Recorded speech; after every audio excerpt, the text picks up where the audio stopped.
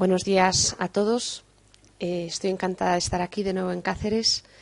Quiero agradecer en primer lugar a Ricardo Palancar, de la Delegación Fe y Cultura, que me ha invitado a participar en esta jornada de formación en bioética, a la presentación de Paco, al Colegio de Veterinarios de Cáceres y a todos ustedes por estar aquí una mañana de sábado dispuestos a escuchar durante 4 horas y a pensar en torno a las cuestiones de la bioética.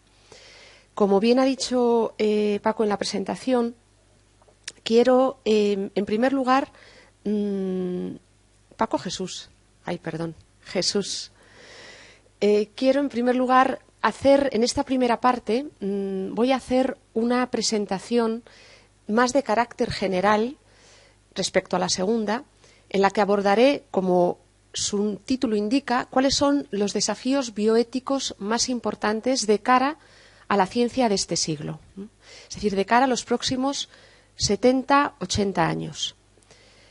Alguno puede decir, bueno, Elena, largo me lo fiáis, y es verdad, pero de alguna manera la bioética, o al menos la bioética tal y como la entiendo, ha de plantearse no solamente las cuestiones prácticas concretas, que también, sino hacer una reflexión de un alcance mayor, mucho más amplio, para plantear esas cuestiones que podrían llegar y que, de hecho, ya se atisban en hacia dónde apunta la ciencia, para intentar dar respuesta por los posibles riesgos o problemas que puedan plantear. La respuesta que van a dar, y esto lo digo ya desde el primer momento, o la que voy a dar yo, va a ser desde la bioética.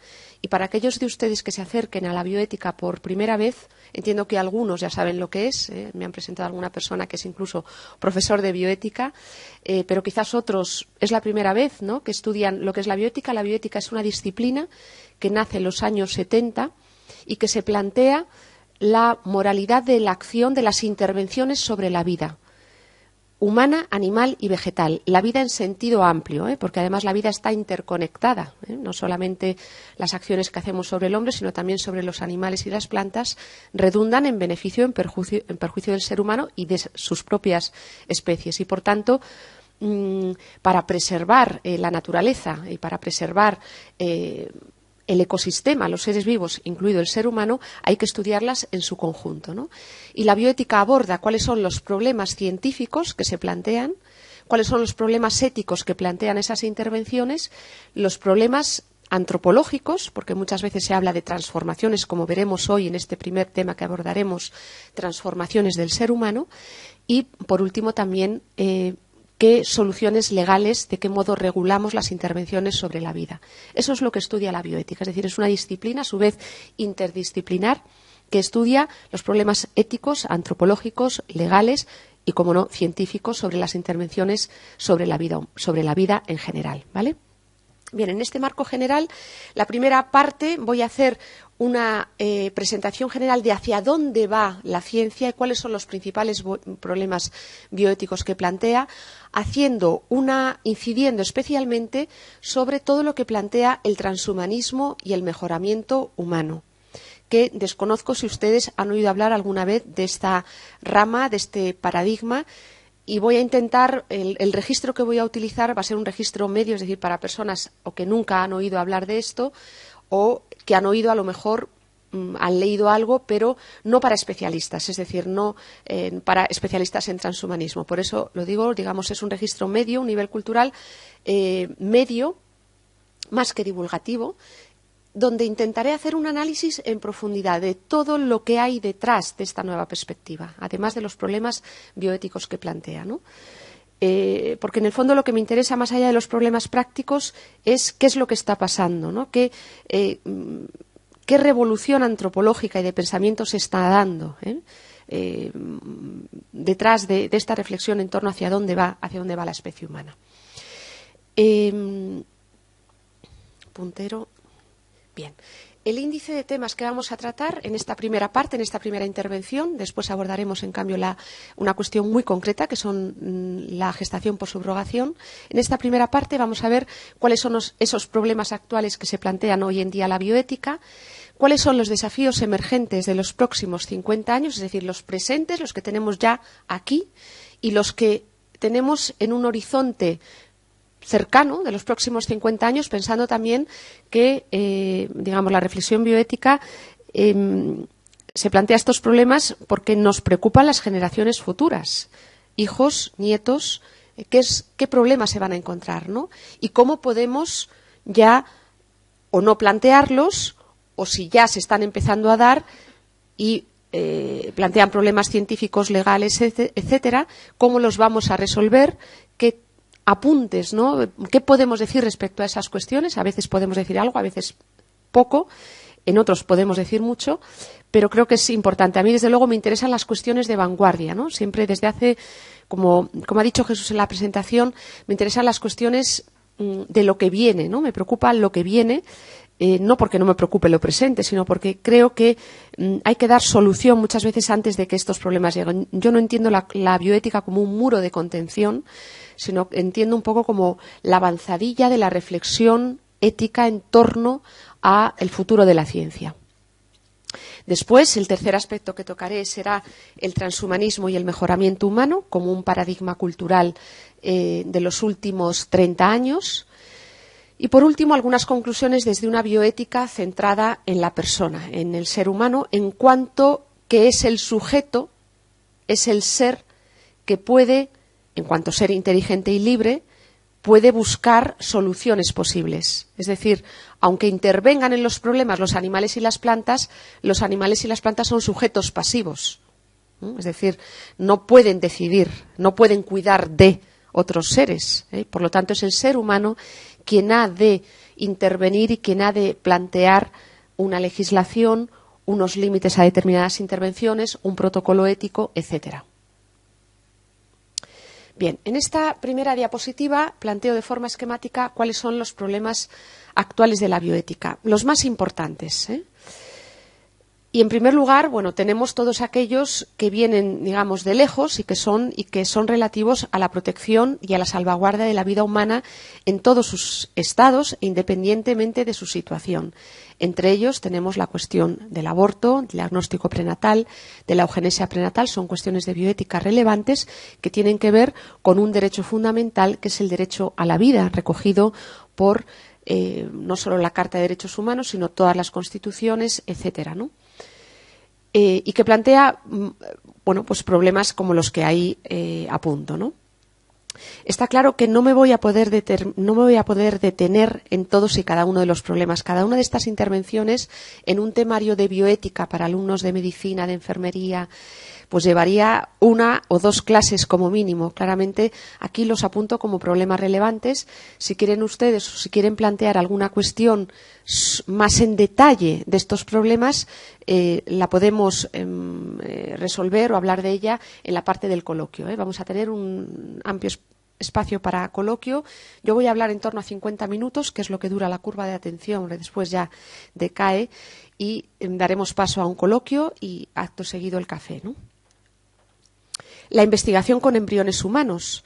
Como saben, hace un par de meses, quizá un poco más, surgió en China un investigador que ha realizado lo que se llama edición genética de embriones humanos, el denominado CRISPR, que es una técnica de edición genética, por decirlo en palabras sencillas, un corta y pega genético, es decir, quita ciertos genes y pone otros, con la finalidad de generar embriones humanos que no desarrollen SIDA.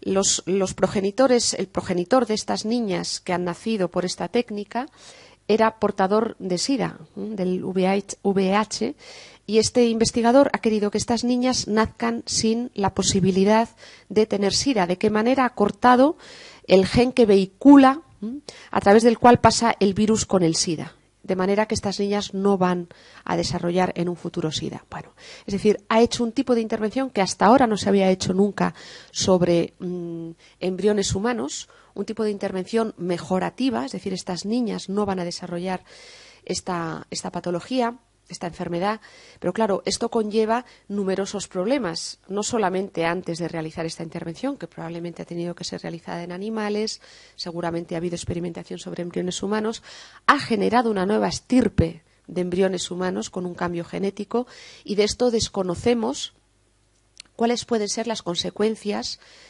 a medio, corto, medio y largo plazo para la salud de estas niñas que han nacido, que por cierto todavía no se tiene constancia científica y fehaciente de ese experimento, no ha sido publicado en ninguna revista, Es decir, hay numerosos problemas detrás de todo esto, pero el uso de esta técnica llamada edición génica o edición genética o CRISPR, Cas9, pues es un problema para la bioética muy importante a día de hoy. Y de hecho, toda la comunidad científica, yo diría desde la más progresista a la más conservadora, está planteando una moratoria, es decir, no hagamos más investigación de este tipo sobre embriones humanos porque desconocemos cuáles pueden ser los riesgos para la salud de estas personas. No es tan sencillo como quitar un gen y poner otro. Cuando, no sé si aquí seguramente habrá biólogos, habrá genetistas, no sabemos, desconocemos, quitar un gen puede provocar una cascada de fenómenos desconocidos porque pueden aparecer otras enfermedades en un futuro, ¿no? Es decir, hay que ir con muchísima cautela, no vaya a ser peor el remedio con la enfermedad. Es decir, el mejoramiento genético, sí, pero ¿dentro de qué condiciones? Sobre embriones humanos, manipulación de embriones humanos, riesgo para la vida de estas personas, riesgo o desconocimiento de las consecuencias de estas intervenciones, etcétera. Hay que ir con muchísima cautela, ¿no? Por supuesto, todo lo que son las técnicas de reproducción asistida y lo que se puede obtener con ellas, los medios que se utilizan. Estoy hablando de problemas que tienen 40 años, es decir, son los problemas que tiene la bioética hoy en día, de los cuales se habla en un temario de bioética normal. La denominada clonación terapéutica de embriones humanos, la obtención de embriones por transferencia nuclear, es decir, obtenemos mediante un óvulo de mujer, un óvulo humano, un gameto femenino, al que le quitamos el núcleo, su patrimonio genético, e introducimos el núcleo de una célula somática, cualquier otra célula de nuestro organismo, esto es lo que se llama transferencia nuclear, de manera que obtenemos un embrión humano idéntico al portador de esa célula somática. Es decir, yo podría, por ejemplo, autoclonarme con un óvulo mío y el núcleo de una célula somática cualquiera de mi organismo y obtener un embrión humano idéntico a mí. Esto es lo que se llama clonación, que se hace con una finalidad terapéutica para obtener células madre embrionarias y esas células después implantarlas en el cuerpo humano para desarrollar cierto tipo de tejidos, etcétera. Bueno, no me puedo detener más. Si quieren, después en el coloquio podemos aclarar más en detalle esta cuestión, pero ya se está haciendo la clonación terapéutica, digo entre comillas terapéutica, porque a día de hoy todavía no se ha obtenido beneficios en positivo de estas aplicaciones de células madres obtenidas de embriones y en cambio sí de células madre obtenidas de otro tipo de tejidos no embrionarios, como son el cordón umbilical, el tejido adiposo u otro tipo de tejidos que sí están obteniendo beneficios y para los cuales, para su obtención, no es necesario el uso de embriones humanos. Es decir, esto es un problema bioético muy importante, el uso de embriones humanos, porque para algunos de nosotros que nos dedicamos a la bioética, el embrión humano es ya humano y merece el reconocimiento en cuanto tal de cualquier otro ser humano, cualquier otro ser de nuestra especie, ¿no? Es decir, los problemas que plantea la clonación terapéutica son muy numerosos, tanto en el orden médico como ético como legal. Por irnos a otro grupo de problemas, como son las intervenciones denominadas de cambio de sexo en menores de edad, la disforia de género para niños transgénero. Y esto, pues es una rama, digamos, de los problemas de la bioética ya no en el comienzo de la vida, como son los problemas que he mencionado anteriormente, son todos problemas de bioética, digamos, en el comienzo de la vida humana. Aquí estaríamos hablando de cuestiones de bioética en el transcurso de la vida humana y esta cuestión es una cuestión muy importante porque ya se está aplicando, por ejemplo, los denominados bloqueantes hormonales para niños menores de edad con disforia de género para bloquear la pubertad y prepararles para un cambio de sexo, entre comillas, en la mayoría de edad, ¿no? No me da tiempo a afrontar en detalle todo este conjunto de problemas de intervenciones sobre la vida humana del menor de edad, que creo que son problemas muy relevantes y además en los que se está viendo que a medida que pasa el tiempo está viendo cada vez más niños transgénero. Esto es un fenómeno que es interesante, ¿no? Hace pocos años la revista National Geographic, en su primera página, había una foto de una niña transgénero titulada The Transgender Revolution, ¿no? La revolución transgénero. Cada vez va a haber más niños transgénero. Esto es un problema muy serio. Y ya hay estadísticas que lo van mostrando como un fenómeno, bueno. Dicen que no, que salen estos niños, están poco a poco creciendo de forma natural. Algunos nos planteamos si realmente no hay factores culturales que están incidiendo también en el crecimiento estadístico de estos niños, ¿no? Con este tipo de disforias de género. Esto es una cuestión de bioética muy importante y que a mí personalmente me preocupa bastante.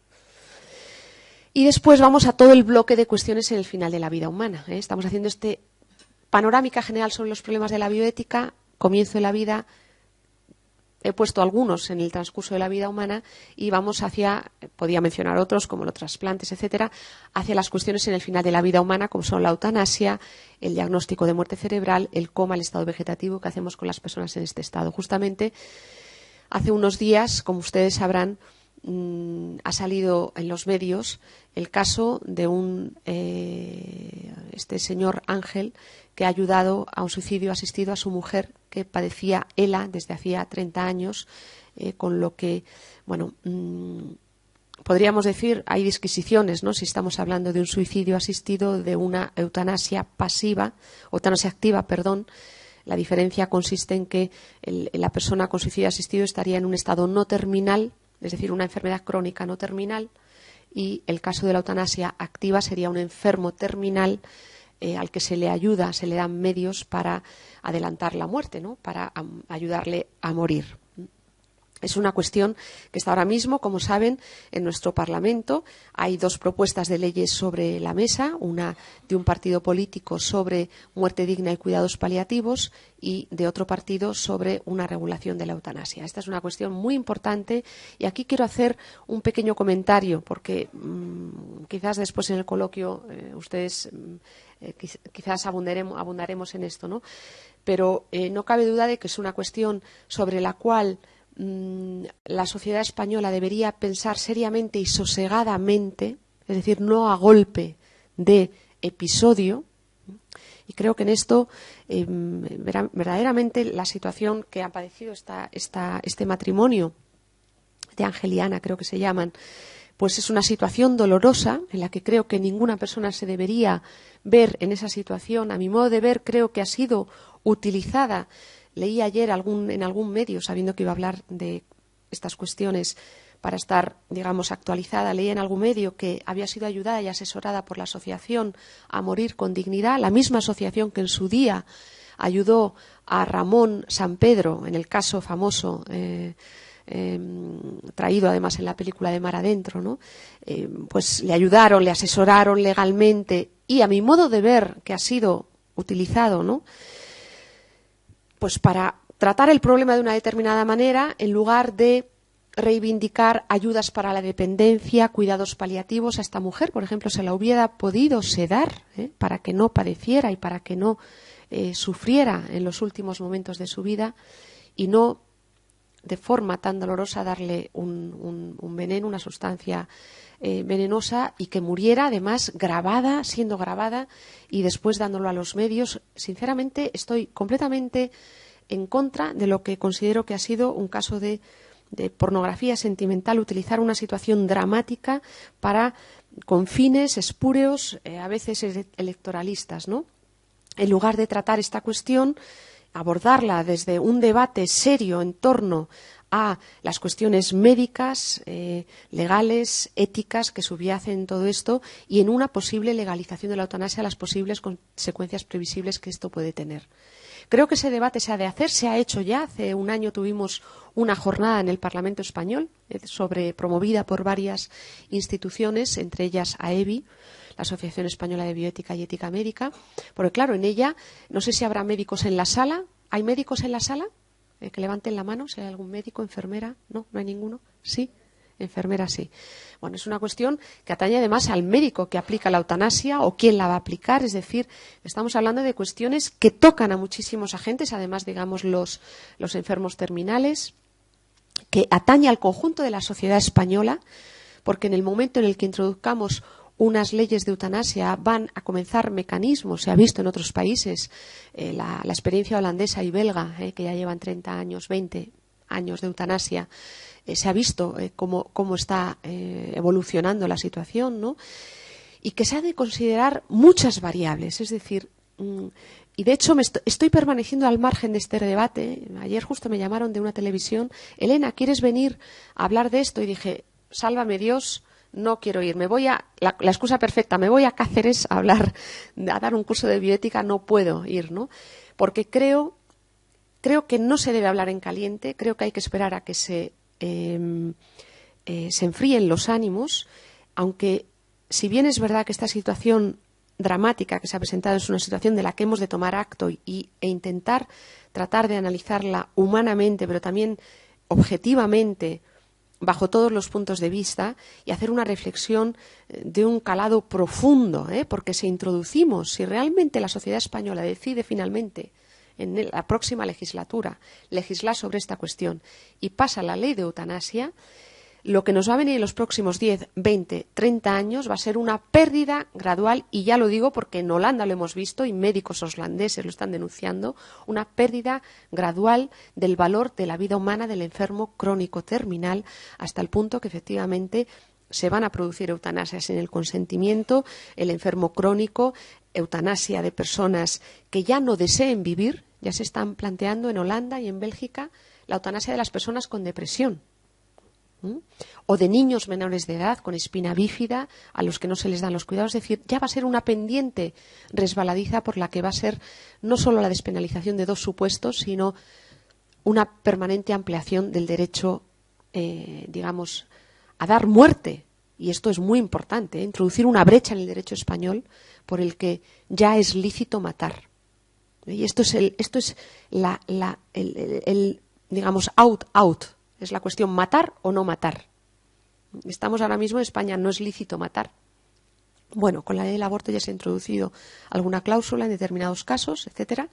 Ahora estaríamos hablando de esto mismo en situaciones terminales. Bueno, cierro aquí el paréntesis de la eutanasia. Es una cuestión claramente que nos preocupa a quienes nos dedicamos a la bioética, sobre la cual en los próximos meses vamos a tener que hablar mucho, vamos a tener que ir en profundidad. De hecho, cuando con Ricardo planteamos qué cuestiones tratamos, yo la verdad es que hace meses que me contactaste, yo no recuerdo cuándo fue, en septiembre, creo que todo esto lleva Ricardo preparándolo con muchísimo detalle y primor, ha venido a Madrid incluso para hablar de lo que íbamos a abordar. Y yo creo que dijimos la maternidad subrogada porque en ese momento se estaba hablando de esto también, había una propuesta de ley sobre esto. Hubiéramos podido elegir la eutanasia, quizá hubiéramos estado más a la última, pero bueno, en el debate, si quieren, podemos analizar esta cuestión un poquito más en profundidad. Ahí lo dejo, son cuestiones que nos preocupan. Bueno, ya he mencionado la edición genética de embriones humanos anteriormente. ¿Cuál es el horizonte de la bioética? En esta diapositiva, que no se aprecia, ¿verdad? No se aprecia el detalle de la diapositiva. Es una diapositiva que la he sacado de una página web de un centro de bioética puntero en Inglaterra, el Nuffield Council on Bioethics, que hace unos meses la encuentran ustedes, para quienes sean profesores de bioética, que a lo mejor la quieren utilizar en el aula. Es interesante porque es una diapositiva que en este escenario, en esta pirámide, plantea de forma, yo diría, exhaustiva todas y cada una de las cuestiones de bioética de aquí en los próximos 50 años. Voy a mencionar algunas de las cuestiones que van a venir, que todavía algunas de ellas ya están y otras van a venir. Voy a ir por áreas, ¿vale? Voy a empezar de izquierda a derecha, cada uno de los colores, viendo un poco las cuestiones. Claramente no quiero abordarlas todas porque no les quiero abrumar, ¿no? Pero sí que vean que también han de pensar que la ciencia va creciendo con una velocidad exponencial. Esto, los matemáticos saben lo que es esto. Es decir, la ciencia se va a desarrollar cada vez mucho más rápido. Todos aquí ya más o menos, bueno, hay gente joven, veo también hay alguna, he visto antes una chica jovencilla y el resto ya más o menos peinamos canas, algunos las teñimos, pero ya más o menos todos estamos en la segunda, ¿no? En esa segunda parte de la vida. Esto cada vez va a ir más deprisa. Todos tenemos la percepción de que está yendo muy deprisa. Yo hice mi tesis sin ordenador, bueno, sí, era un mamotreto mi ordenador en los años 90, los primeros ordenadores. Hoy en día todos llevamos un ordenador en la mano. Nuestro móvil es un microprocesador. Bien, pues esto cada vez va a ir más rápido. Después, si quieren, al final de la presentación, un poco ya cuando estemos cansados de lo más sesudo, les pongo algún vídeo para que vean hacia dónde va la cosa. Por tanto, tienen que pensar que a la bioética cada vez los desafíos y los problemas van a ser cada vez más. Es decir, se le van a ir acumulando los problemas. Necesitamos gente que los estudie, los examine en detalle, en profundidad, y no solamente de soluciones fáciles, sino que realmente estudie en profundidad. Yo, como filósofa, me preocupa el hondo calado de las cuestiones, el calado antropológico, ético y, ¿por qué no teológico? Es pertinente también hablar. En mi parte última voy a hablar de las cuestiones teológicas, que en todo esto también están en el fondo. Para un cristiano, un creyente, la continuidad entre la razón y la fe es real. Es decir, son cuestiones sobre las cuales podemos razonar. Yo me voy a mover sobre todo en el ámbito de la razón, porque lo voy a hacer como filósofa y bioeticista, pero también ampliada al horizonte teológico, el horizonte de la fe, ¿no? Es decir, son cuestiones que atañen sin duda a nuestro modo de concebir, atañen a nuestro modo de ver la creación y de qué hacemos con esa creación que Dios nos ha dado, para que la cuidemos, para que cuidemos de ella, ¿no? Vale, entonces, como digo en esta diapositiva, pues miren, en color morado, más o menos los colores son los mismos, se mantienen, morado-rosa, están todos los problemas relativos a la reproducción humana. Y ahí habla, ¿no?, desde abajo hacia arriba, de la congelación de óvulos. Cada vez son más las mujeres que congelan sus óvulos para alargar el periodo fértil. La edición genómica de gametos y embriones humanos, la he mencionado ahora con el CRISPR. La secuenciación del genoma humano de embriones y fetos, es decir, cada vez más vamos a poder decir cuando una mujer está embarazada, se saca una célula del embrión o del feto y vamos a secuenciar el genoma humano para detectar cada vez más enfermedades. Las clínicas de secuenciación genómica van a ir en aumento. En Estados Unidos ya están a la orden del día. Y en España ya empieza a verlas. Y nos van a ofrecer este producto, la secuenciación genómica. A día de hoy podemos detectar pocos genes, contados, para saber que esa persona va a desarrollar esa enfermedad. Por cierto, muchas enfermedades de las cuales no vamos a tener terapia, Es decir, no va a haber geneterapia para todas, pero está claro que el desarrollo también de dianas terapéuticas mucho más punteras y certeras va a ir creciendo cada vez más. Por tanto, nos van a ofrecer productos. Bueno, primero nos van a ofrecer: su hijo tiene esta enfermedad, no tiene solución, ¿qué quiere hacer usted? ¿Quiere abortar? Es decir, seguramente la detección precoz de ciertas malformaciones va a permitir un aborto cada vez más precoz. Y también la posibilidad de decir, su hijo va a tener como esperanza de vida con esta enfermedad 30 años, 40 años. ¿Qué quiere hacer usted? Lo primero también, ¿quiere usted saber todo acerca de su genoma? Porque también vamos a tener el derecho de no saber. O sea, todo esto va a plantear muchos desafíos también, por ejemplo, para las compañías de seguros. ¿Van a querer asegurar a personas que tienen estas enfermedades en su genoma? Seguramente, como hoy en día ya no te aseguran si tienes una enfermedad, esto va a ir, o sea, imagínese todo esto, ¿no? Los biodata, los datos informáticos, porque claro, todo esto conecta con otras áreas del saber, como es la inteligencia artificial y la cantidad de datos que vamos a tener. A las compañías de seguros seguramente van a comprar paquetes de datos que les van a vender otras compañías, a las cuales a lo mejor sin saberlo le hemos dado a la X para que le vendan esa información. Y cuando nosotros vayamos a un sitio nos van a decir, oiga, que usted tiene este gen, usted no puede tener este seguro que le cubra esto porque sabemos que usted puede potencialmente desarrollar esta enfermedad. Por poner uno de los problemas que puede surgir con todo esto, ¿no? más a ver, creo que tengo un puntero aquí, ¿no? No señala aquí, ¿no? Esto es la secuenciación genómica, la detección precoz de ciertas enfermedades, la sustitución del útero. Aquí vamos también incluso hasta el útero, después hablaremos del útero de alquiler, o maternidad subrogada, o gestación por subrogación, llamémoslo como ustedes quieran, hasta la ectogénesis, que ya se está planteando como una posibilidad real, es decir, la posibilidad de aquí a 50, 70 años de la generación extrauterina. Ya existe el útero artificial para ovejas a partir de la semana 12, ya se puede desarrollar en un útero artificial una oveja. Si quieren, después vemos la imagen. Esto cada vez se va a poder hacer en humanos, más en humanos, lo que va a tener ciertas ventajas, claramente, para niños que nazcan antes de pretérmino, ¿no? Es decir, en positivo también, pero la posibilidad del útero artificial, es decir, que el niño sea fecundado y todo su desarrollo fetal sea en un útero artificial, ¿no?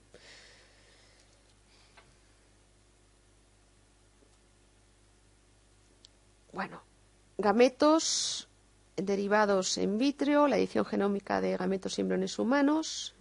Después, en todo lo que es la redefinición del ser humano o el mejoramiento humano, en todo lo que son las ciencias del deporte, el biohacking, que consiste en introducir pequeños chips en el cuerpo humano. Ya se está haciendo, ¿no? La nanotecnología aplicada al cuerpo humano, algunas veces con una finalidad terapéutica. Pues, por ejemplo, igual que llevamos un marcapasos en el corazón, esto cada vez se va a introducir más micronanotecnología en nuestro organismo con una finalidad terapéutica, es decir, en positivo, para curar, pero también con una finalidad mejorativa, potenciar ciertas capacidades, por ejemplo, para ver en la oscuridad, poder ver en la oscuridad, o poder introducirnos un microchip que nos permita realizar todo tipo de operaciones con este microchip incorporado en nuestro cuerpo. Hay ya empresas que lo están haciendo en Australia a sus empleados.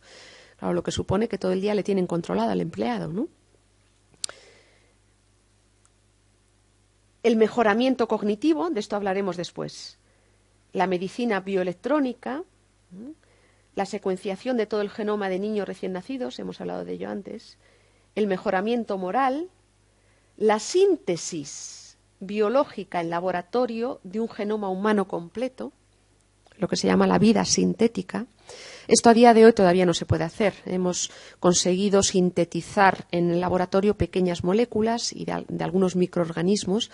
Hay quienes plantean que en un futuro podremos hacer la síntesis completa del genoma humano. Yo todavía no lo veo. Claro, sí partiendo de genoma ya vivo, pero no sintetizando moléculas completamente en laboratorio. Aquí hay algún químico, es decir, estos autores hablan de la síntesis completa del genoma humano. Me entra frío, no sé por dónde, ¿verdad? Dicen por aquí que entra frío. No soy yo sola, ¿no? Vale.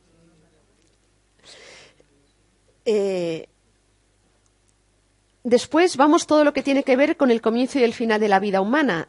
El suicidio asistido, la congelación criogénica después de la muerte, de esto hablaremos también, todo lo que es la toma de decisiones en cuidado pediátrico, el tratamiento antienvejecimiento de células humanas, todo lo que tiene que ver con la salud y la sociedad, la obesidad, la investigación del microbioma, la inteligencia artificial aplicada al cuidado de la salud, la resistencia a los organismos microbiológicos, la realidad aumentada, tratamientos experimentales, la identidad de género o cambios de identidad de género, la implantación de ciertos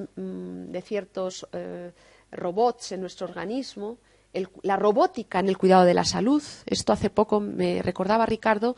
Hace 2 meses hemos tenido en el Vaticano el Congreso Anual de la Academia Pontificia para la Vida del año pasado. Fue sobre robótica y salud. Y fue interesante porque estaba muy presente el mundo nipón, Japón, donde ya está a la orden del día el uso de robots en cuidado de ancianos.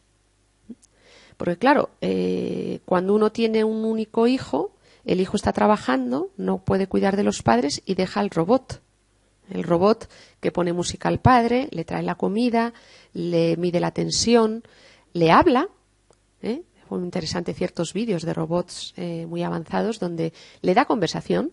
La persona mayor le pone, vamos a hablar de música clásica, y el robot empieza a hablarle de música clásica o de cine o de lo que sea, ¿no? Esto cada vez más. Bueno, ¿qué problemas puede plantear esto? El uso, una deshumanización del cuidado de la salud. Otras veces es útil también, ¿no? Porque es como un animal de compañía, en cierto modo, sin ser un ser vivo. Pero esto a la larga, imagínense, ¿no? Lo que significa. Pero es verdad que en una sociedad donde cada vez nacen menos niños, de aquí a 100 años, pues probablemente tengamos que hacer un aumento de uso de ciertos robots. Seguimos todo lo que tiene que ver con la alimentación, la agricultura y el ambiente. Bueno, todo lo que son los biofuels, las carnes alternativas, la edición genética de animales en la granja, la epigenética. Después todo lo que tiene que ver con el crimen y la seguridad. El crimen y la seguridad. Bueno, pues el envejecimiento genético, el uso, bueno, es que no les quiero aburrir, el uso en crimen y seguridad también cada vez, la predicción del crimen, el escaneo cerebral, hablaremos de esto después, ¿no?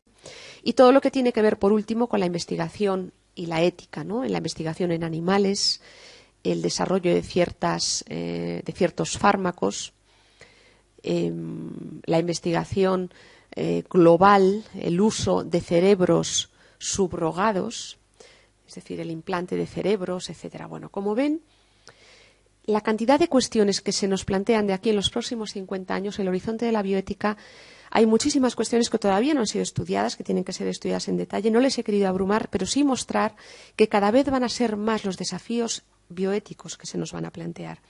Y cada vez van a ser más los problemas para la vida humana, animal y vegetal en su conjunto. Y sobre todo, y aquí lo que más me preocupa, los problemas para los más vulnerables. Es decir, en todo esto, las personas en el comienzo de la vida humana, el no nacido, el recién nacido, las personas enfermas y las personas ancianas son las que más pueden padecer las consecuencias de este tipo de intervenciones. Por tanto, bien, ahí he mencionado algunos. Creo que todos los he mencionado en esta breve explicación. Solamente me quiero detener en los híbridos humano y animal, que ya se están haciendo. En Inglaterra está permitido ya el embrión híbrido humano y animal. Eso sí, con una finalidad puramente experimental y, es decir, no para procrear nuevos seres vivos, humanos, este mixto que no sabe muy bien lo que es. Es decir, siempre es obligatoria su destrucción más allá del día 15. No se pueden implantar nunca en ningún útero, ni humano ni animal, pero ya se pueden hacer. Claramente nos plantea numerosos problemas a mí desde luego, de carácter ético, ¿no? Todo lo demás lo voy a mencionar en la segunda parte de mi exposición sobre el transhumanismo. Y vamos ya, en esta segunda parte voy a hablar del transhumanismo, que es un poco, lo he definido así, como una corriente cultural, intelectual y científica, como un paradigma cultural, como un gran paraguas que reúne a gente que viene del mundo de la cultura, del pensamiento, de la ciencia, que afirma que reúne un poco todo esto, y quiero hacer un análisis sobre este nuevo paradigma cultural que creo que reúne y engloba todo lo que viene en los próximos 50 años, que afirma el deber moral de mejorar las capacidades físicas, mentales de la especie humana y aplicar nuevas tecnologías con una finalidad triple. Por un lado, la de eliminar aspectos indeseables e innecesarios de nuestra condición humana, como son el sufrimiento, la enfermedad, el envejecimiento, pero también alargar la existencia humana, segundo fin, es decir, y esto es algo tampoco choca a nuestra cabeza, de hecho es un hecho que vivimos más. Si nos ponemos con la mentalidad de hace 500 años, el hombre del Renacimiento o medieval vivía en torno a 45 años. Quien vivía 60 era ya, digamos, era un gran logro. Hoy en día ya sabemos que, por cierto, España es uno de los países más longevos y las mujeres españolas somos las más longevas, desde luego de todo Occidente, ¿no? Llegando hasta los 87 años de media. Y esto, por lógica, se irá ampliando cada vez más, cada vez viviremos más, que no excluyo que podamos llegar de aquí en 20 años a los 100 sin ningún problema y con buena media calidad de vida.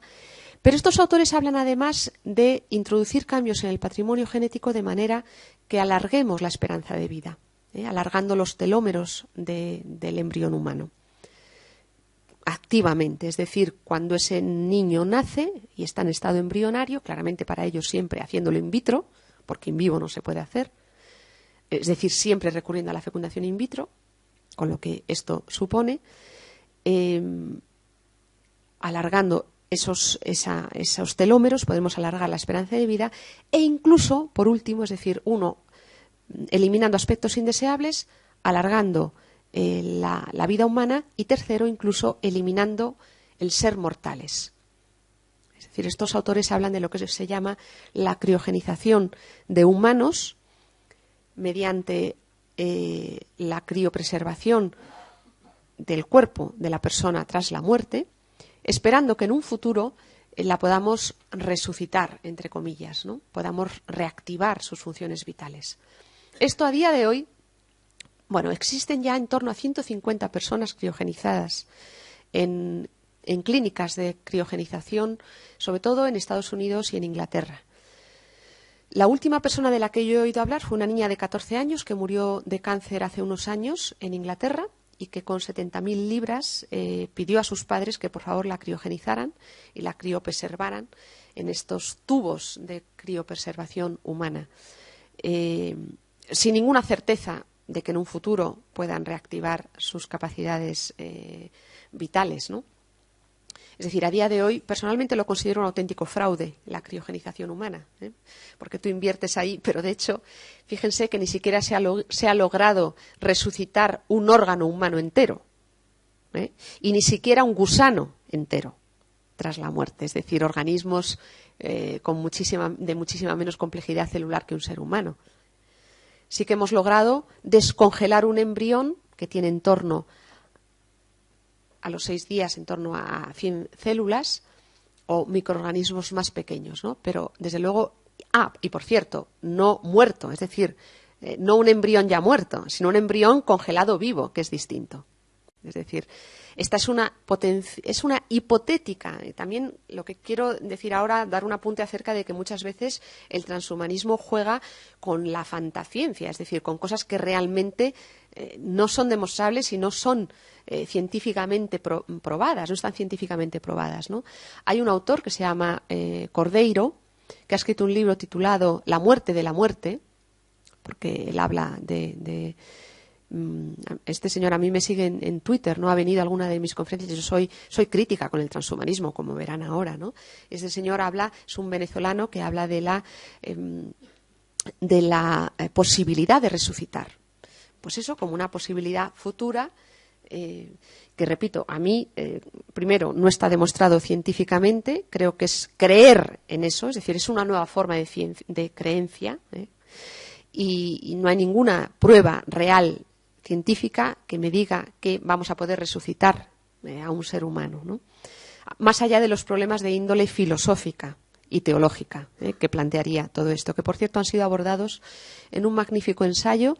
Para quienes de ustedes quieran leerlo, si entran en la página web del Observatorio de Bioética de la Universidad Católica de Valencia, si ponen www.observatoriodebioetica.org, tienen un documento realizado por Justo Aznar, que es un médico muy conocido, donde analiza desde el punto de vista médico, ético, legal y teológico la cuestión de la criogenización humana, ¿no? Porque claro, plantearía desde el punto de vista teológico una reanimación del ser humano, ¿no? Es decir, primero muere y después Dios tiene que volver a darle el alma, ¿no? Cosa que está completamente,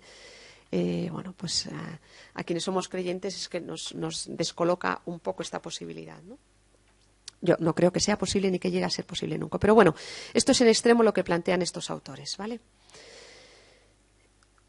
¿Qué es un transhumano? Para Nick Bostrom existe una diferencia entre el transhumano, que sería un humano en fase de transición hacia un posthumano, es decir, alguien con capacidades físicas, intelectuales y psicológicas mejoradas respecto a un humano normal. Es decir, estaríamos hablando, que no se me vaya la hora, creo que estoy hablando bastante ya, ¿no? Llevo hablando, ¿cuánto tiempo llevo hablando? He perdido la cuenta.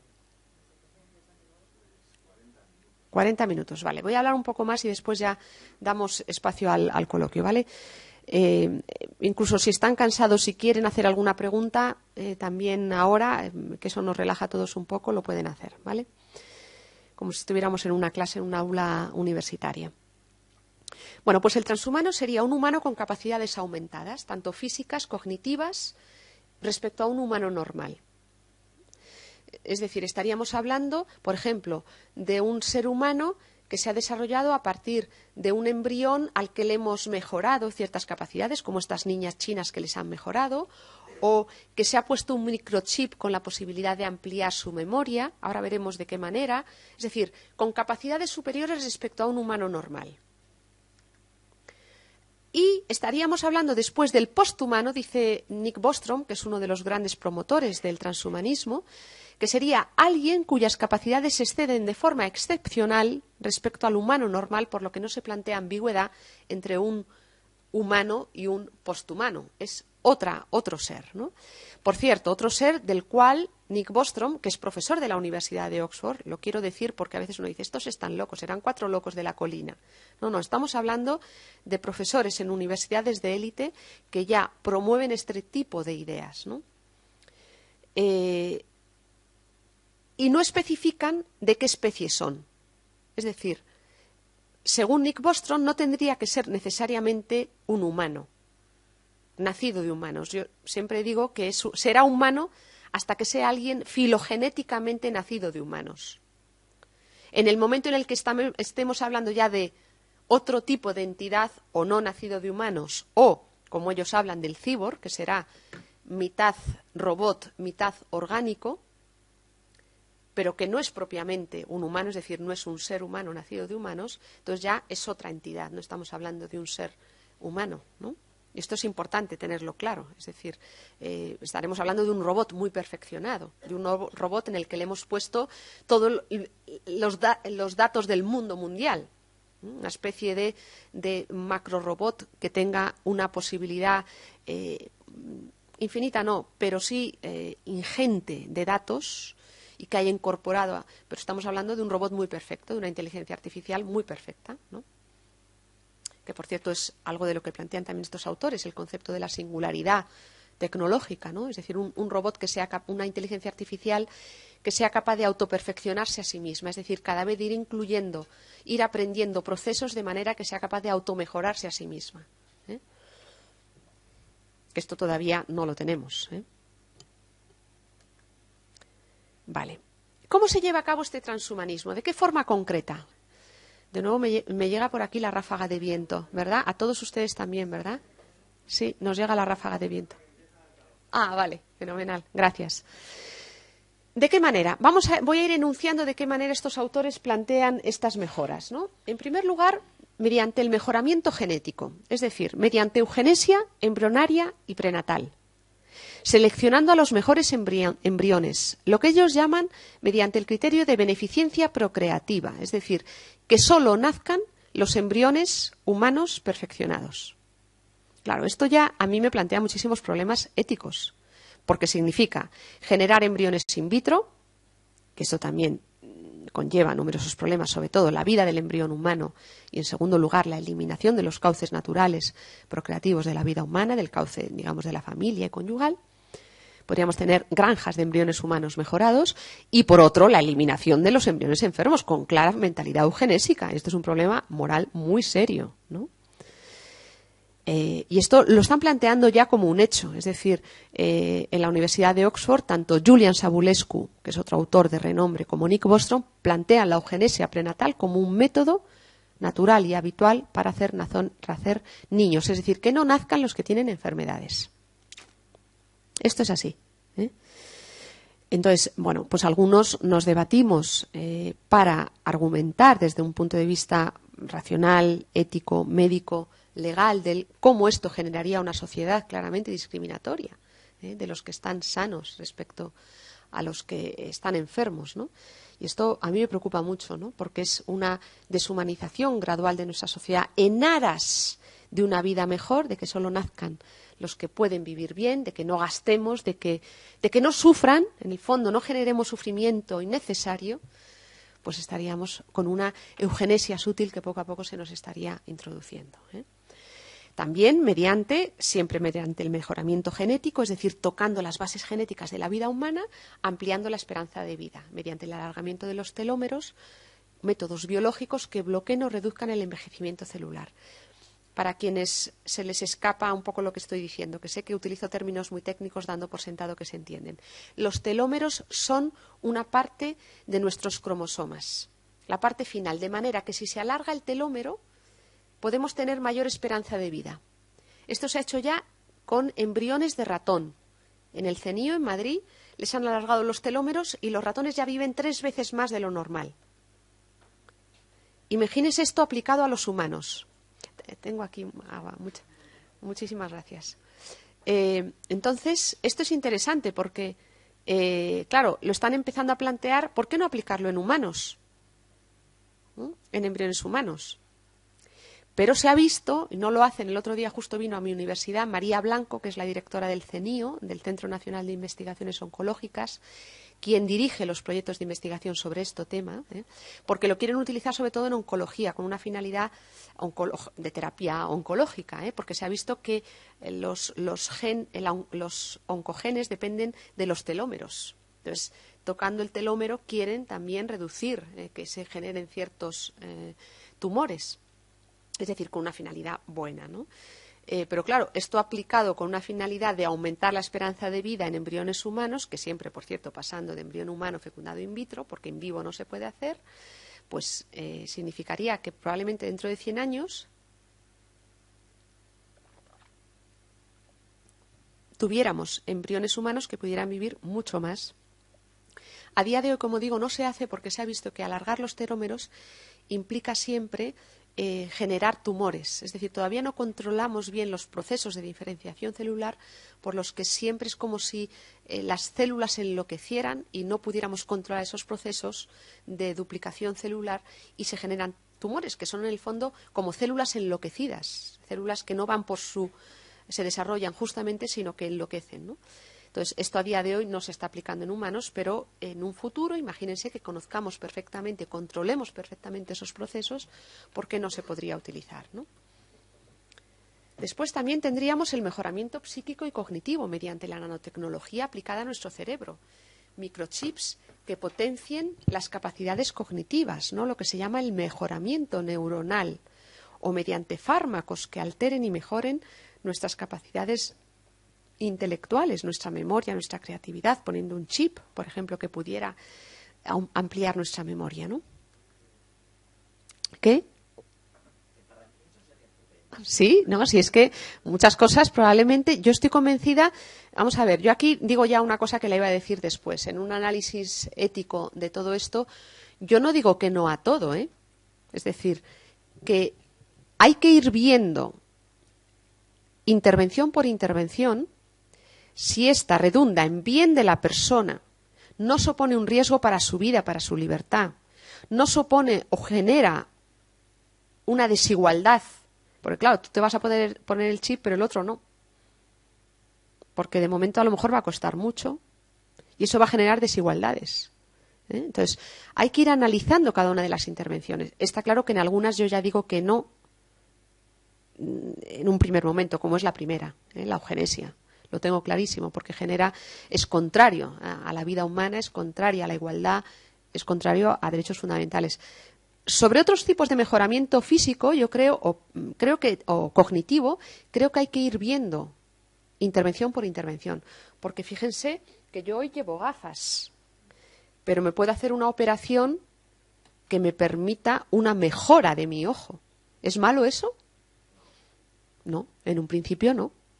En un principio, habría que analizar en detalle la experimentación previa, qué es lo que hay que hacer, qué genera, etcétera. Es decir, es un poquito más complejo de lo que planteo.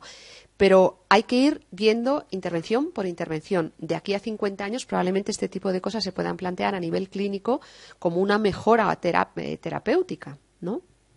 Otra cosa es una mejora aumentativa de ciertas capacidades. Y ahora les voy a mostrar al final de mi intervención.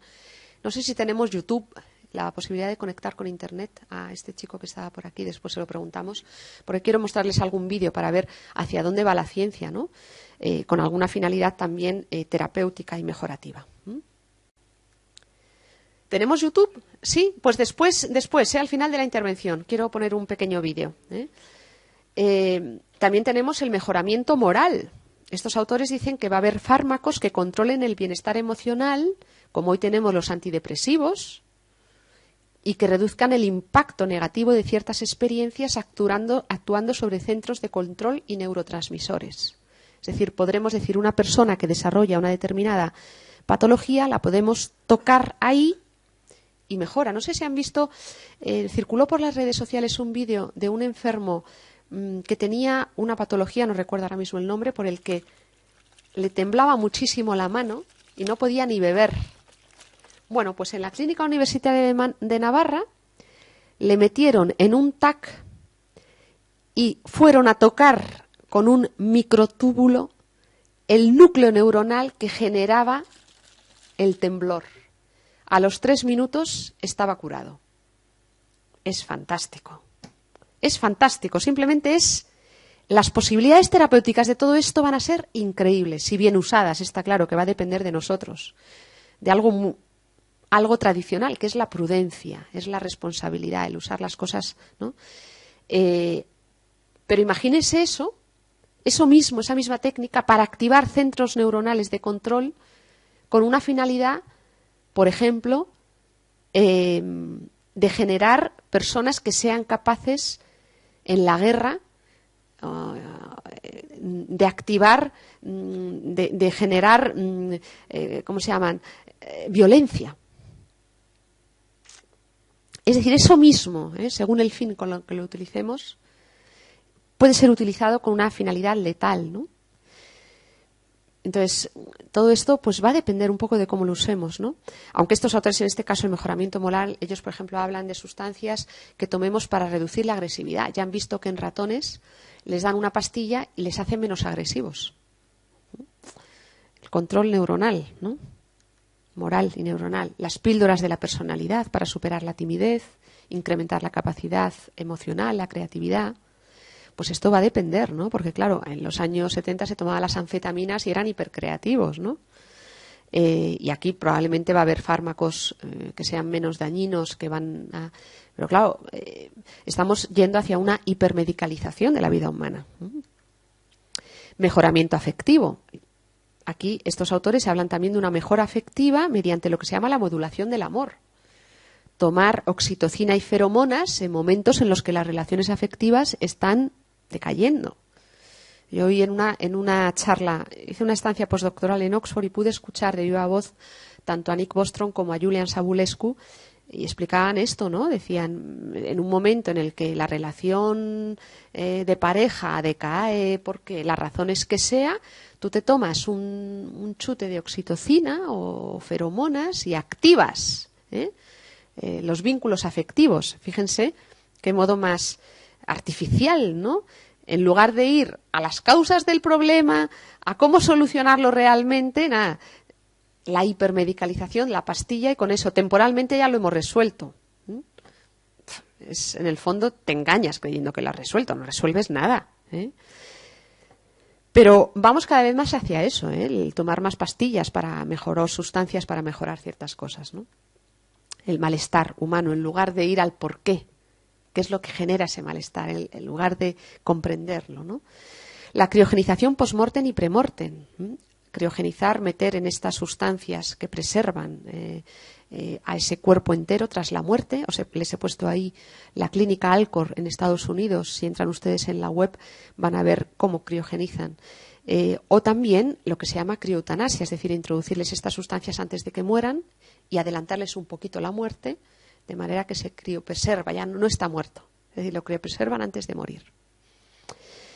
Es interesante, lo venía comentando con Ricardo, cómo estos autores hablan no de inmortalidad, sino de inmortalismo.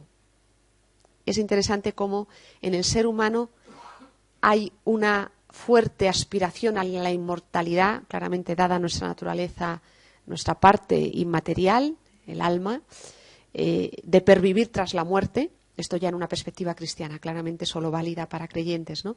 De pervivir tras la muerte. Estos autores niegan esa dimensión espiritual, porque la mayor parte son ateos, materialistas, etcétera, reducen el ser humano a lo físico, por tanto, tras la muerte no hay nada. Pero hay un deseo de inmortalismo, es decir, de pervivir indefinidamente en la situación terrenal, corporal, material, alargar indefinidamente esta situación. Es interesante, ¿no? Porque es como en el fondo hay una nostalgia de esa inmortalidad en clave materialista, ¿no? Que se lee en ellos muchas veces, ¿no? ¿Qué más? Mediante una existencia posbiológica. Estos autores hablan, siento que la diapositiva se me ha descolocado un poco, realizando un escaneo de la matriz sináptica de un individuo. Es decir, en un futuro, ellos dicen, podremos hacer un trasvase del contenido neuronal a un ordenador. Esto se ha visto ya en la ficción, en Black Mirror, en Her, en algunas películas, ¿no? Que la ficción muchas veces adelanta a la ciencia lo que se quiere hacer, ¿no? Es decir, ellos plantean que se pueda emigrar en un futuro de un cuerpo biológico a un sustrato puramente digital. Esto a día de hoy no se puede hacer, no se preocupen que no es posible. Pero ellos parten de premisas diciendo que nuestro contenido neuronal es completamente material, por tanto, en un futuro podremos trasladarlo a un contenido digital y pervivir tras la muerte en un ordenador, ¿no? Una especie de transmigración. Hay una película, la película Transcendence, que también habla de este fenómeno, ¿no? Repito, esto de nuevo no es posible realizarlo. Y por último, la creación de máquinas superinteligentes que combinen inteligencia artificial, IA, y una parte orgánica, una parte de células de cuerpo, los denominados cybernetics organism, serían mitad orgánicos, mitad cibernético. Ahí tienen el nacimiento de Venus de Botticelli en clave transhumana, que como ven claramente pierde todo su encanto, ¿no? Y aquí tendríamos lo que ellos llaman, esto sería un transhumano mejorado con partes biónicas, y esto sería ya un posthumano completamente, ¿no? Lo que llaman la singularidad tecnológica, el advenimiento hipotético de una inteligencia artificial generalizada, es decir, los seres humanos. Nick Bostrom en un texto suyo dice, vamos hacia la desaparición del género humano. Hace una curva, igual que desapareció el Neanderthalis y desaparecieron otras especies, el género humano de aquí a 5.000 años, 100.000 años se extinguirá, iremos hacia especies mejoradas, incluso hacia una inteligencia artificial superior a la humana, capacidad de automejorarse, una especie, en el fondo, de Dios de inteligencia artificial, donde esté contenido todo, ¿no? Esto es un poco su proceso, ¿no? Bueno, este transhumanismo plantea numerosos problemas. Algunos los habrán podido intuir seguramente a medida que he ido presentando la teoría, ¿no? Voy a enunciarlos rápidamente porque no me puedo detener. La eugenesia de embriones humanos, problemas de justicia e igualdad entre seres humanos naturales y mejorados, riesgos de estas sustancias que ingerimos y de la nanotecnología aplicada al ser humano, la mejora de la naturaleza humana y el perfeccionamiento integral de la persona. O sea, estos autores, claramente para ellos no existe la naturaleza humana, el ser humano no es más que un momento más de la evolución, no es el centro de la creación, sino que es un momento más del proceso evolutivo y vamos hacia un mejoramiento integral de la persona, ¿no? La negación de los límites, el ser humano como un ser que es limitado, que no es limitado, que es ilimitado, que llegará pues eso, a vivir indefinidamente. El cuidado del más vulnerable, es más, quieren eliminar al más vulnerable por considerarlo casi peor, ¿no? Por supuesto, la idea de la vida como don y no como objeto, un producto mejorado, desaparece completamente de su horizonte, ¿no? Para estos autores, el ser humano no tiene una dignidad especial. Yo parto de la premisa, de la perspectiva en la que la persona, el ser humano, tiene una dignidad, tiene un valor intangible, incalculable, que merece la tutela, la salvaguarda, merece ser cuidado cada uno de ellos. No es un objeto, no es comparable nunca a un objeto, es un sujeto, es una persona. Para estos autores no, la persona es un individuo humano, es un sujeto material, es como una máquina muy perfecta, pero no hay una diferencia cuantitativa, cualitativa, no hay un salto de grado, sino que es, digamos, solamente una complejidad cuantitativa. El humano como un momento más del proceso evolutivo, y en el fondo, en estos autores, de lo que hablan es de la autoconstrucción del ser humano, de la autoconciencia, el ser humano que se autoconstruye como lo que quiere ser. Esto es muy interesante porque conecta, fíjense, lo que yo llamo el transhumanismo como una forma de bioideología, una ideología basada en lo biológico, prescindiendo, por supuesto, de Dios. Digamos, en el aula de Fe y Cultura podríamos hacer la conexión, a lo mejor ahora en el coloquio hacemos ese tipo de reflexión. Para estos autores el ser humano es un ser humano que se automejora, que va hacia, él mismo decide hacia dónde quiere ir, se autoconstruye él mediante la técnica y la ciencia, conecta con otra ideología, que es la denominada ideología de género, de la autoconstrucción del ser humano en su sexualidad y en su género como él lo desee y como él lo quiera. Es decir, el planteamiento antropológico que subyace son como vasos comunicantes entre la ideología de género, por la cual se sostiene que no hay un sexo dado biológico, sino que somos género fluido y podemos ser hombre, mujer, gay, lesbiana, transgénero, hasta 150 géneros, según los principios de Yogyakarta.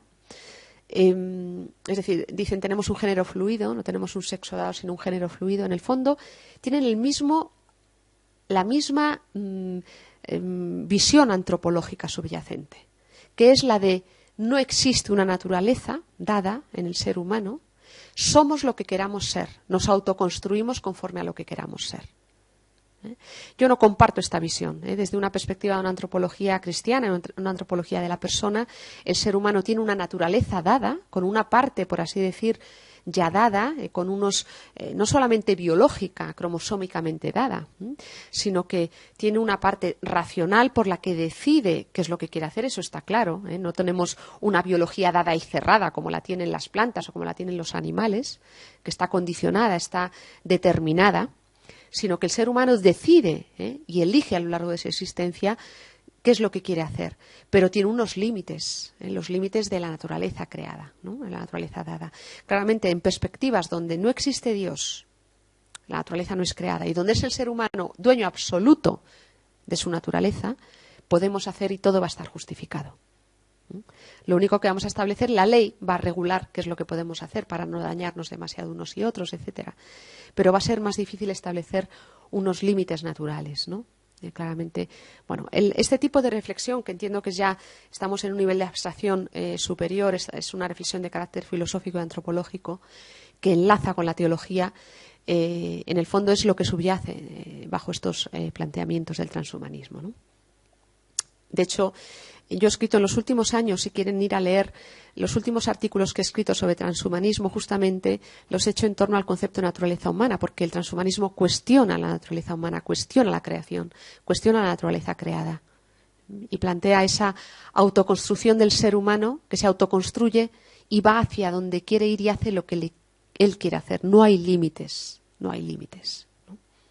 Niega la limitación del ser humano. En el fondo se pone como un nuevo Dios. Es un superhombre, quiere hacer no les recuerdan, quien sepa un poquito de filosofía, al superhombre de Nietzsche, ¿no? Es el superhombre, el transhumano, el posthumano es un superhombre con capacidades ampliadas, aumentadas, que es capaz de hacer todo y mucho más, ¿no? Es una negación de la debilidad del ser humano, yo diría, está a las antípodas de la antropología cristiana, ¿no? Donde el ser humano reconoce su vulnerabilidad, su limitación, como algo que le muestra también su profunda humanidad y le hace comprender a los demás y aceptar la limitación. Estos autores dicen, el otro día leía a un transhumanista que decía, ahora se llaman Humanity Plus, ya no se llaman transhumanismo, Humanity Plus, Humanity con un plus. Decían, somos la naturaleza humana, la biología humana es basura. Decían así, es basura. Yo, en cambio, cuanta más anatomía humana y embriología estudio, digo, la perfección del cuerpo humano es increíble. Sí que es verdad que tiene defectos y tenemos pues nuestras enfermedades, nuestros achaques y es lógico que queramos vivir más y mejor, ¿no? Pero la posibilidad de autotransformarnos completamente, eso dentro de unos límites, ¿no? Pues ahí estamos. En el fondo estamos hablando de una naturaleza líquida, transformable, que pues hace que niega la existencia, por supuesto, de los límites naturales. Es en el fondo un ser humano emancipado de la naturaleza humana, de los límites biológicos y, por supuesto, emancipado de Dios. Es el ser humano, es el nuevo Dios, ¿no? Sí, la soberbia, algo por ahí, ¿no? Bueno, claves para una bioética centrada en las personas. Desde una perspectiva, digamos, de una antropología centrada en la persona, una antropología, digamos, dentro de la tradición del humanismo clásico, de regambre clásica, grecolatina y cristiana, centrada en la persona. Bueno, primero, recuperar la noción de dignidad intrínseca de toda persona humana, ¿no? No podemos descuidarla. El transhumanismo se olvida de que todo ser humano, incluido el embrión, el más pequeño, tiene y merece un respeto y una dignidad. Todo ello está recogido de forma magistral en ese documento que seguramente algunos de ustedes habrán leído, que es la Dignitas Personae. La Dignitas Personae hace un análisis de la naturaleza humana, de la dignidad de la persona, aplicada a la bioética, muy interesante, se la recomiendo. La relevancia del concepto de naturaleza humana, recuperar la naturaleza humana como una naturaleza dada con límites que hemos de superar en las medidas de nuestras posibilidades, con las terapias, las mejoras. Hay que reconocer que la ciencia y la tecnología siempre han sido un aliado magnífico para la humanidad y para el bienestar de la especie humana. Por tanto, yo no demonizo en absoluto la ciencia y la tecnología. Apuesto por un buen uso de la ciencia y la tecnología al servicio de la humanidad, de manera que no se eliminen a los más vulnerables, de manera que se mantenga la igualdad entre todos los seres humanos, que se preserve el bien común, que ayudemos a los más débiles, digamos, sin olvidar las coordenadas, yo diría, de la doctrina social de la Iglesia de siempre, ¿no? Que es, yo creo, de una validez perenne, aplicada a las circunstancias contemporáneas, pero de una validez perenne, ¿no? Recuperar la esencia de la profesión médica o las profesiones sanitarias para salvaguardar la confianza entre la relación y el médico y el paciente, curar y cuidar, nunca eliminar, nunca matar. Es muy importante esto, ¿no? Estamos cuestionando ese no matar. Estamos diciendo que matar es lícito en ciertas circunstancias. Estamos en un momento de la historia de la humanidad donde se está justificando el matar desde la medicina. Y eso es muy grave, ¿eh? Eso genera una brecha y una ruptura respecto a toda nuestra tradición, una ruptura que yo me atrevería a decir que va a ser insalvable. Hay quien dice, los más pesimistas dicen, estamos en un momento de crisis antropológica, crisis de una era poscristiana, posthumanismo, posfeminismo, poscristianismo, ¿no? No lo sé, no me atrevo a decirlo, no tengo la bola mágica para ver con una perspectiva tan enorme esto, ¿no? Lo que sí que está claro es que estamos cuestionando cosas fundamentales que, desde luego, desde el Renacimiento no se habían cuestionado, ¿no? Entonces, creo que es muy importante que tomemos conciencia de ello y pongamos el análisis intelectual, legal, ético y teológico de calado para afrontar esta situación y ver cómo vamos a hacer que no padezcan los más débiles, ¿no? Recuperar siempre el concepto de libertad ligado al de responsabilidad. No es una libertad absoluta del ser humano, siempre es una responsabilidad respecto a mí mismo, a los más débiles y a las generaciones futuras. No todo aquello que yo puedo hacer, debo hacerlo o he de hacerlo. Tener en cuenta la justicia y la solidaridad con las partes más débiles de la sociedad, en ayudar, no eliminar ni seleccionar, una ecología integral, en palabras del Papa Francisco en Laudato Si, tener en cuenta, y aquí incluyo los animales, las plantas, las generaciones futuras, todo el ecosistema, una responsabilidad global sobre toda la creación, con especial atención hacia los más vulnerables, Y para ello necesitamos la necesidad de formación en bioética para dar razón de la defensa de la vida humana, porque esto va a más. Es decir, yo creo que en una aula de fe y cultura, donde estamos viendo ahora mismo la cultura científica, hacia dónde va, los riesgos posibles que puede entrañar desde la perspectiva de la fe, de la reflexión, del pensamiento cristiano, creo que realmente necesitamos formarnos más para afrontar estas cuestiones. Y no solo los especialistas, es decir, quienes nos dedicamos a ello profesionalmente, que también, que nos vamos a dedicar a formar, a asesorar, a hacer todo lo que queráis. Ya hay cursos de bioética, másteres en bioética, cursos online, lo que queráis. Hay todas las posibilidades que uno quiera. También a leer a vosotros. ¿Por qué? Porque uno puede dar también pequeñas nociones de bioética en familia, entre los amigos, oye, esto que me están planteando, ¿qué pasa con esto? ¿Se puede hacer? ¿No se puede hacer? Nosotros tenemos en la Fundación Lejeune una consultoría bioética donde recibimos consultas para temas de bioética, de fecundación in vitro, diagnóstico prenatal, genética, eutanasia, coma, etcétera, porque es verdad que muchas veces los médicos no tienen tiempo, no te asesoran, se te plantean cuestiones que uno no sabe resolver, ¿no? Y es muy importante, así como una postilla final, desarrollar la dimensión sapiencial junto a la razón instrumental. Es decir, que no desarrollemos solo la ciencia a tope, al máximo, sino que a la par vayamos desarrollando una reflexión sapiencial mucho más sabia, en profundidad, prudencial, con todo el calado que requiere, porque nos va en ello el futuro de la humanidad, de cada una de estas intervenciones. A mí no me da igual que se haga o no se haga una cosa. Quiero ver si esto va a dañar a las generaciones futuras o no. Quiero saber si esto va a dañar a mis nietos o no. Quiero saber para poder pronunciarme, ¿no? No decir sí a todo lo que llega, sino tener la debida reflexión, en el fondo con el calado que da la sabiduría, el bagaje cultural de siglos secular, para no, digamos, desperdiciarlo, tirarlo por un abismo, ¿no? Por el afán de supuesta mejora. Por supuesto, con esa apertura al horizonte teológico que ya he mencionado en distintos momentos de mi intervención, uniendo la bioética con la teología moral, la reflexión de esa dependencia del ser humano, de la criatura de Dios, ¿no? Que a veces se olvida. Sí que es verdad que la bioética es una disciplina racional y por tanto tiene que hacerlo sobre bases racionales, pero abierta a la teología, abierta a la reflexión teológica de una antropología cristiana.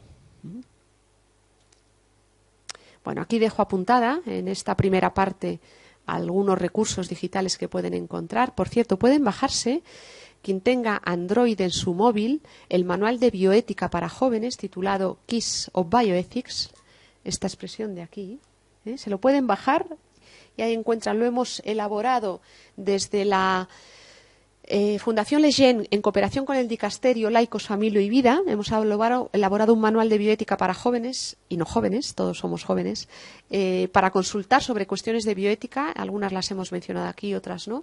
Y bajarse, lo estamos haciendo también para iOS, pero todavía no está activado. Es completamente gratuito y pueden acceder a él y bajarse esa aplicación. Y en esas webs, cuando se les planteen cuestiones, la primera es la de la Academia Pontificia para la Vida, la segunda es la de un canal de bioética que lleva un sacerdote y médico muy bueno, tiene muchísimo material desde hace 20 años, y esta es una página sobre el final de la vida humana.